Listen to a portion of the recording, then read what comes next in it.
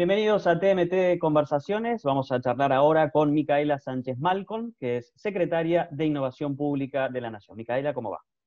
Hola José, buenos días, ¿cómo estás? Micaela, el Gobierno Nacional dictó el ya bastante conocido Decreto 690, que congela tarifas y declara servicio público a las telecomunicaciones, y se inició una etapa de diálogo para su reglamentación. ¿No era conveniente generar ese diálogo antes de la Y hubiera sanción del sido decreto? positivo establecer como una mesa un poquito más amplia, representativa de los intereses de todo el sector, que vos bien sabés que estamos hablando de más de 1.500 actores, obviamente de diferentes tipos, diferentes alcances y diferentes volúmenes. La realidad es que se dio en un contexto de pandemia, se dio en un contexto donde había una evolución de precios propuesta, cuya negociación no se pudo llevar a buen término, eso también hay que decirlo, y que implicaba tal vez un salto en los precios muy grande para los consumidores en el marco de la pandemia y en un marco donde la apertura todavía ni siquiera se había dado. En función de eso fue que el presidente tomó la decisión de preservar el poder adquisitivo de los argentinos, que viene golpeado en un contexto de aislamiento. Hay claramente como dos visiones, una de corto plazo que tiene que ver con exactamente con lo que estás diciendo, los precios, el poder mantener los servicios que además son vitales para la vida en cuarentena, y una visión de mediano a largo plazo que es la que plantea la industria, que dice se van a frenar las inversiones, es decir, vamos a tener resuelto un problema de corto plazo, pero vamos a crear otro a largo plazo. ¿Qué va a pasar con la inversión en infraestructura de telecomunicaciones? Bueno, todo lo que es el universo de las tecnologías de la información y la comunicación es muy vasto y obviamente cada agrupación de actores tiene su propio escenario, sus propias limitaciones, sus propios alcances y sus propias proyecciones de inversión. El decreto, si bien establece que los servicios TIC son servicios esenciales, son servicios públicos esenciales, lo establece en el marco de la competencia. Esa característica no es menor, o la importancia de esta característica no es menor, porque justamente contempla, al momento de establecer la mesa de charla en el marco del ENACOM, que es el ente regulador, tiene que contemplar no solamente la prestación del servicio, los costos de ese servicio, sino proyectar la inversión.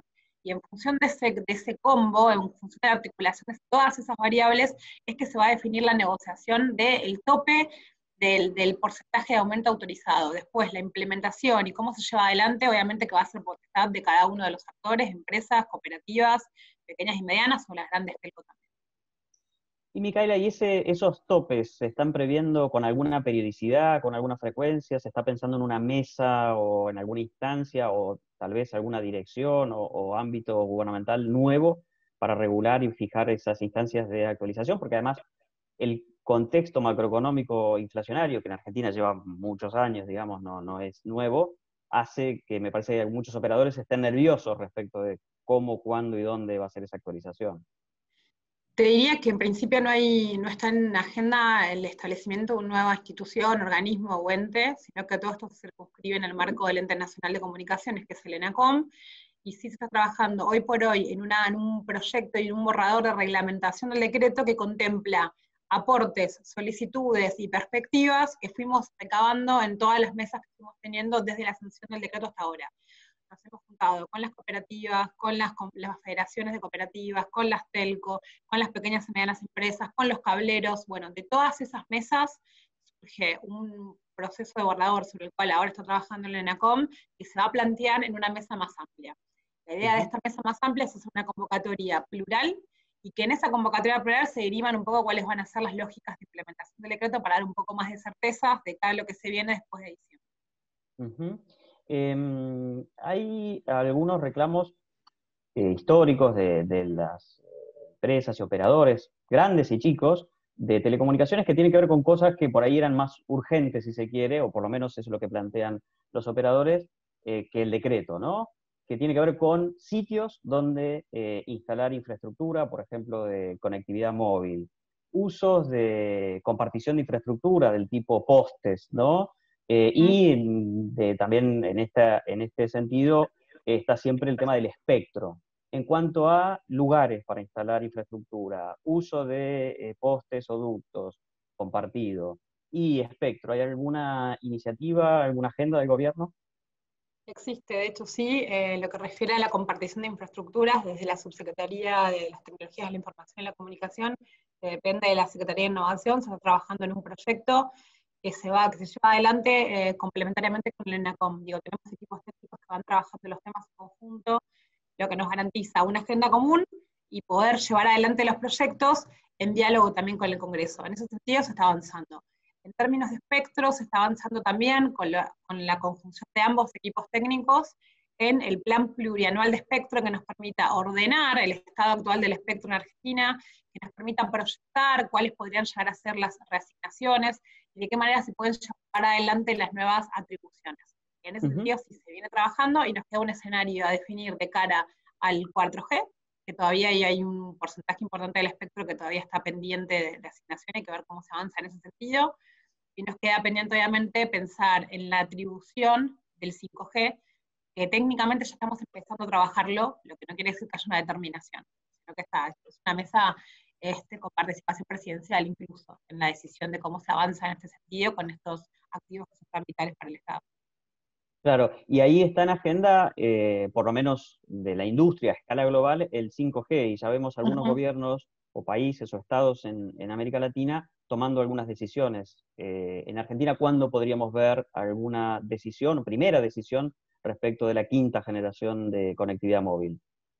Te diría que la primera decisión es este proceso que ya estamos encarando, que es el Plan Plurianual de Espectro, que nos permite establecer un panorama bastante certero respecto de cómo está hoy el espectro, qué se utiliza, qué no se utiliza, qué bandas tenemos, qué frecuencias, de qué manera se superponen en determinadas zonas y tener un panorama bastante más federal y claro. Esa es la primera etapa.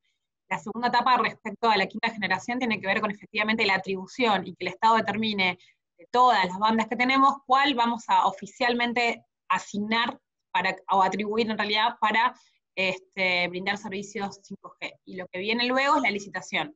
Pero para que pueda llevarse adelante la licitación tenemos que tener bien ordenado todo ese panorama sobre el cual ya venimos trabajando. El presidente presentó el Plan Conectar, ¿sí? ¿Cuál es la ambición del gobierno con esa iniciativa? Bueno, el Plan Conectar lo que hace es condensar diferentes líneas de trabajo que inician. Básicamente tiene 4 grandes componentes de inversión, pero en términos de política pública lo podemos circunscribir a dos grandes temas. Por un lado, reinvertir en políticas públicas que habían tenido bastante alcance, bastante penetración, y que a falta de inversión estatal, el uso y la permeabilidad empiezan cada vez a ser más defectuosos, y por otro lado, incorporar nuevas tecnologías. De cara a lo que tiene que ver con volver a invertir y volver a reflotar, tenemos la televisión digital abierta, por ejemplo, que es un servicio que es importante, que es fundamental en el interior, que permite incorporar señales particulares y locales, y sobre la cual estamos invirtiendo directamente en volver a poner en valor las radiobases y todo el esquema de antenas que conforman la red de televisión. En términos de poner en valor, estamos también trabajando con respecto al Centro Nacional de Datos, que es el centro donde se guardan todos los datos de la administración pública, ni más ni menos, y que también había tenido un financiamiento importante, lo estamos volviendo a poner en valor. Y en términos de incorporar nuevas tecnologías o nuevas líneas de inversión estatal, tenemos la red federal de fibra óptica. Esto es un híbrido porque implica, por un lado, la actualización de las placas y multiplicar por 10 la capacidad que tiene la red de brindar fibra óptica en términos mayoristas en todo el país. Eso en términos de actualización. Y en términos de incorporación de nuevos kilómetros, está trabajando con convenios con gran parte de las provincias del país que tienen tendidos de fibras provinciales que están oscuras, que no brindan servicio. Entonces, a partir de los convenios, lo que se establece es la incorporación de ARSAT como jugador, el establecimiento de nodos de conectividad, la inversión de las placas y la iluminación a partir de que también las redes provinciales nos cedan 3, 6 pares de pelos de fibra dependiendo del convenio. Como última instancia, se está trabajando en la producción de un tercer satélite de la flota de los ARSAT, que tiene una tecnología nueva, que va a funcionar en banda KA, y que además lo que va a permitir es dar internet de banda ancha, de calidad y de alta velocidad en zonas cordilleranas o de difícil acceso, y eso supone un incremento en la tecnología, una renovación de la tecnología, y poder brindar internet a zonas donde no llegaríamos de ninguna otra manera. ¿Cuál es la agenda de modernización del Estado? En el sentido de despapelización, digitalización de trámites, concentración en en una sola aplicación de los múltiples vínculos que los ciudadanos tenemos con el Estado. En ese sentido, que también está dentro de tu secretaría, ¿cuál es la agenda? Bueno, tenemos una agenda bastante importante, que tiene que ver con una continuidad y un incremento de las instancias de digitalización, digamos. La digitalización en sí misma constituye uno de los pilares que el gobierno retoma del gobierno anterior, pero lo hace desde otra óptica, que tiene que ver con la segurización de los sistemas, que tiene que ver con el poder apropiarnos de esos sistemas, y desde el Estado podamos administrar los entornos que hacen a los sistemas, los entornos de prueba, de desarrollo, de despliegue, de producción, tener un control efectivo del código de los sistemas que utilizamos en la gestión interna y de cara a la gestión con la ciudadanía, y obviamente la segurización de los datos en este nuevo centro de datos que estamos construyendo en ARSAT. La lógica tiene que ver con una articulación con el mundo privado, que es importante y es fundamental porque nos da músculo. Sabemos que a veces en la administración pública no podemos ni costear los sueldos del privado, ni sostener esquemas de ese tipo de producción. Bueno, pero lo estamos haciendo una articulación con equipos de ingenieros de desarrollo propios, que establecen cuáles son las líneas de acción a seguir y que van estableciendo niveles de control y de seguimiento de todos los entornos. Eso se da tanto en el sistema de gestión de expedientes, como en el sistema de tramitación a distancia, como en el sistema de administración de credenciales, que es de Argentina. Acabamos de lanzar como una renovación de toda la parte estética que la hace mucho más funcional, pero a su vez vamos a incrementar diferentes convenios y diferentes soluciones nuevas a la aplicación. Se hizo también con el sistema Cuidar, y estamos trabajando junto con la Secretaría de Gestión y Empleo Público en el armado de una plataforma que se llama Tramitar, sobre la cual venimos trabajando para generar, en articulación con más de 13 organismos del Estado Nacional, la digitalización de trámites, que hoy por hoy implican que la gente tenga que movilizarse las ventanillas, y que nosotros queremos que a partir de la pandemia se abra una ventana de oportunidad para que todo pueda ser digital, y en todo caso lo que exija la presentación de alguna documentación en papel, se puede hacer en una segunda instancia sin invalidar el inicio del trámite.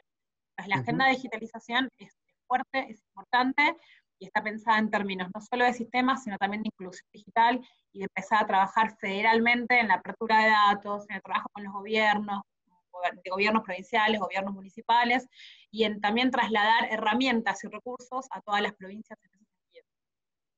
Micaela, en un par de tweets, si dentro de un año volvemos a conversar, ojalá que sí, o antes, pero digo, para establecer un horizonte, ¿qué objetivos te gustaría tener cumplidos? Bueno, en términos de conectividad, me gustaría haber avanzado con gran cantidad de convenios con las provincias para poder efectivamente optimizar los recursos que invierten las provincias y los recursos que invierte el Estado Nacional en la conectividad de todos los argentinos. Eso implica no solamente avanzar en la firma de convenios como venimos haciendo, sino efectivizar esos convenios en convenios específicos que redunden en que se puedan iluminar grandes zonas del país. Eso como primer objetivo, más a corto o mediano plazo. También a corto o mediano plazo, en el marco de un año, me gustaría poder decirte cuál fue toda la evolución que hicimos y llevamos adelante de cara a los sistemas. Esto tiene que ver con un proceso de renovación de firma digital que hoy por hoy está en curso, con incorporación de nuevas tecnologías, con articulación con los registros civiles en el marco del Ministerio del Interior, para poder generar no solamente las pruebas de fe de vida, sino también simplificar y aceitar la firma digital para registros civiles, para médicos y para actividades que son esenciales y que se pusieron mucho más de manifiesto en la cuarentena y en el aislamiento determinado por el presidente. Y en línea con eso, poder robustecer también a través del ENACOM, que viene trabajando muchísimo, la conectividad en barrios populares, la conectividad en instituciones educativas y la conectividad en instituciones de los gobiernos municipales y provinciales. Esas tres líneas me parece que son de efectivo cumplimiento en el corto o mediano plazo. Y también me gustaría poder decirte cómo se está construyendo el ARSAT 1 segunda generación, contarte cómo va, qué se hizo, mostrarte la maqueta y mostrar un poco la evolución de una política más a largo plazo que tiene que ver con la construcción digital. Muchas gracias, Micaela. Gracias, José. Hablábamos con Micaela Sánchez Malcon, secretaria de Innovación Pública de la Nación.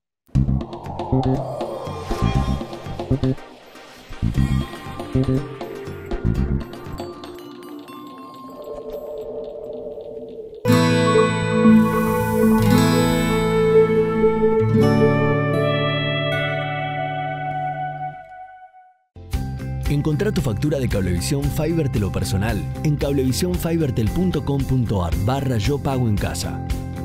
Pagala con tu tarjeta de crédito o débito y si te adherís al débito automático tenés importantes descuentos. Personal Fibertel y Cablevisión.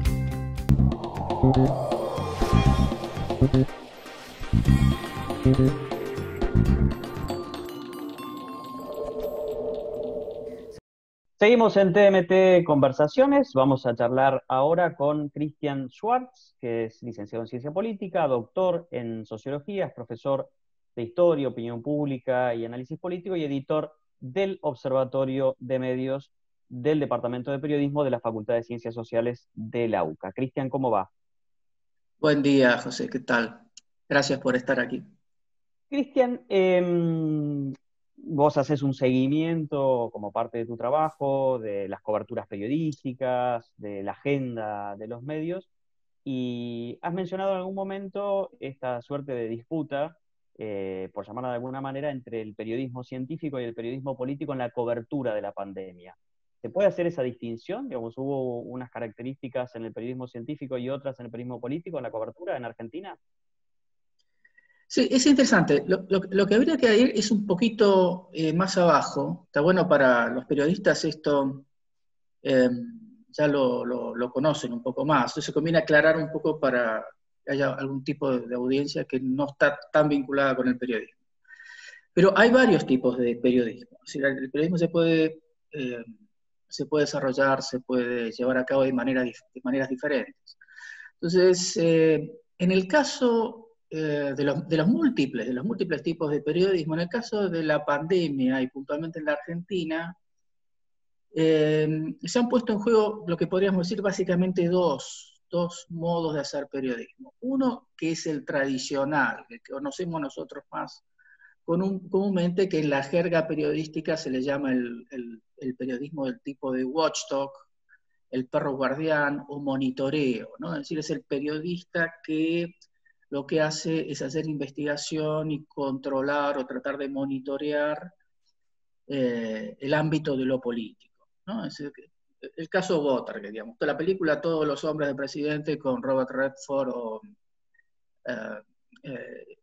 es básicamente eso, ¿no? Es decir, y Dustin Hoffman, digamos, para no dejarlo afuera, a Bernstein, digamos, ¿no? Woodward y Bernstein. Ese es básicamente el modelo, ¿no? Es el que tenemos más comúnmente. Pero hay otros tipos de periodismo que asoma en situaciones como esta, que es el periodismo de lo que se puede llamar colaborativo. Es decir, frente a situaciones de catástrofes naturales, terremotos, inundaciones, en este caso una pandemia, el periodismo lo que tiene que tener como finalidad, o es aceptable que el periodismo tenga como esta finalidad, es colaborar en la mayor medida para que la población, la ciudadanía, tenga herramientas para conocer esto, para atravesar mejor la situación. Es decir, qué es lo que hay que hacer, qué es lo que no hay que hacer, a quién acudir, dónde buscar información, que incluso ciertas pautas cotidianas, ¿no? Es decir, qué es lo que uno tiene que hacer en sus casas y demás. Si el periodismo puede funcionar como ayuda a la ciudadanía de diferentes vías, con diferentes mecanismos. Uh-huh. El periodismo de watchdog, el de perro guardián, como el caso de la película, digamos, Todos los hombres del presidente, o el caso Watergate, está más asociado al periodismo político, normalmente. Y gran parte de los periodistas, la gran mayoría, se forma a partir hoy en día del periodismo de watchdog. O por lo menos hay una escuela muy fuerte en ese sentido, que es la escuela norteamericana. Luego podríamos plantearnos a ver si efectivamente hoy están así, ¿no? Pero esos son más detalles de minucias. En cambio, el periodismo colaborativo asoma en situaciones puntuales, ¿no? Ahora, el problema es que sobre estos dos modelos, la pandemia cruzó otras lógicas, que era el periodismo político versus el periodismo científico. Y en esto había un problema de base, en el sentido que hay un problema con el periodismo o la cobertura por parte de los medios de las actividades científicas. Y es un problema de poco interés o poca inversión que muchos medios han hecho en función de dar espacios en sus espacios al desarrollo de noticias científicas. Antes lo tenían y lo han ido recortando. Entonces, ¿cómo ha ido funcionando los diferentes tipos de periodismo en la Argentina? El periodismo político se ha refugiado y ha sido siempre fuerte tener una visión del tipo de watchdog o monitoreo, ¿no? O por lo menos esa es la visión básicamente aceptada. Ahora, el periodismo científico, como ha sido considerado, o los periodistas que tratan los temas científicos, han sido considerados en los últimos años desplazados por parte de los medios, han ido optando por una política más bien de comunicación de los ámbitos científicos y con bajo nivel de cuestionamiento. Entonces, y eso empezó a aparecer en la pandemia. Es decir, empezó a aparecer ese conflicto, porque los periodistas científicos han tendido a mostrar los desarrollos o los comunicados o las investigaciones o los planteos, los modelos existentes por parte de científicos, y en algunos casos por parte de algunos científicos. Pero esto no es un problema de ahora, este es un problema del arrastre de una actitud de los periodistas que han cubierto las cuestiones científico-tecnológicas en la Argentina. Mientras que el periodismo político se mantuvo en la misma. Ahora, la cosa funcionó relativamente armónica en las primeras semanas, primer par de meses, va a decir. Porque hacer una pandemia relativamente acotada en el tiempo permitía la coexistencia de estos dos. Ahora, el problema empezó a aparecer cuando esto se extendió más de lo previsto. Entonces ya empezaron a aparecer cuestiones que exceden lo estrictamente científico y empezaron a pasar cuestiones públicas más vinculadas con los políticos. Entonces, el periodismo científico ha ido siendo desplazado, pero no desplazado por una actitud de los medios, sino por el devenir de los acontecimientos. Es decir, se empieza a instaurar una nueva normalidad, con lo cual las cosas empiezan a acomodar de una manera completamente distinta, pero tienden a volver a algún tipo de normalidad. Y la normalidad es que nuevamente el periodismo de watchdog, el periodismo de monitoreo, el periodismo político, ha tenido presencia. Y esto no solamente pasó en la Argentina, esto pasó en todos lados. Cristian, es decir, pasó en Estados Unidos o pasó en Europa. Te agrego un elemento al análisis. En Argentina hemos discutido mucho, en el mundo me parece que un poco menos, esta cuestión de periodismo profesional, periodismo militante, ¿no? Hemos visto ciertas hostilidades, por llamarlo de alguna manera, en los últimos 10, 15 años sobre esas dos ideas, incluso a nivel académico, ¿no? En las escuelas de periodismo. ¿Hay alguna característica militante del periodismo científico? Me pareció percibirlo en lo que decías respecto de ese rol de portavoz de la ciencia. No lo digo militante en el sentido político, sino incluso militante en el sentido de un periodismo que simplemente refleja, alienta, de alguna manera milita por la ciencia, por los desarrollos científicos, por figuras científicas. ¿Hay algo de eso? Sí, es muy buena pregunta, sí, porque no sé si aplicaría estrictamente el concepto de militante, porque en un momento habíamos hecho un paper con modelos teóricos de tipo periodismo con Mariano Ure, un profesor también de la UCA y de la Universidad de Buenos Aires, hace 5 años atrás. Y habíamos agregado una categoría interesante que es el periodismo institucional, ¿no? Es decir, los periodistas que trabajan para empresas. Entonces, hay algunos que dicen, bueno, eso no es periodismo. Los tipos que hacen gacetillas de prensa, o que tienen relación o hacen vinculaciones de sectores económicos o de empresas o de ONGs, demás. ¿Son periodistas o no son periodistas? Porque muchos son periodistas que trabajan para allí. Entonces, es interesante porque en buena parte los periodistas científicos, y además la ciencia, sentirse siempre como una especie de patito feo dentro de la actividad de la Argentina, y los periodistas se asemejan, o digamos han tomado parte de ese sentimiento, en muchos casos yo he visto es que en lugar de tener una perspectiva más bien de tipo crítica, es una actitud más bien de este tipo de relaciones públicas o difusión de actividades, pero con bajo nivel crítico frente a quién es la fuente. no sé si no sé si es algo muy técnico lo que estoy diciendo, pero en lugar de tener una posición equidistante, como tiene normalmente el periodista político entre la ciudadanía y el poder político, o desde esta perspectiva de Watchdog, ¿no? El periodista científico ha sido crecientemente ganado por ser un difusor de un área que se considera postergada. Entonces, en lugar de cuestionar los ámbitos científicos, digamos, se han convertido en unos portavoces de minorías, que es fuerte. Esta visión también está muy fuerte, sobre todo en Estados Unidos. Esta actitud de periodismo de apoyar comunidades o apoyar subculturas o minorías sexuales. No es algo menor y ha ido creciendo en presencia, sobre todo en Estados Unidos. Y es curioso, porque Estados Unidos es la fuente del Watchdog, ¿no? Entonces, todavía no tiene el nivel de presencia en el ámbito universitario, pero ya está teniéndolo. ¿Sí? Sí, perdón por la interrupción. No, te iba a marcar que también dentro del ámbito de la ciencia y de la salud hay una agenda para hacer periodismo de monitoreo, que es la de los laboratorios, la de la investigación, la de las pruebas, los test de medicamentos, la de la inversión pública, eventual corrupción.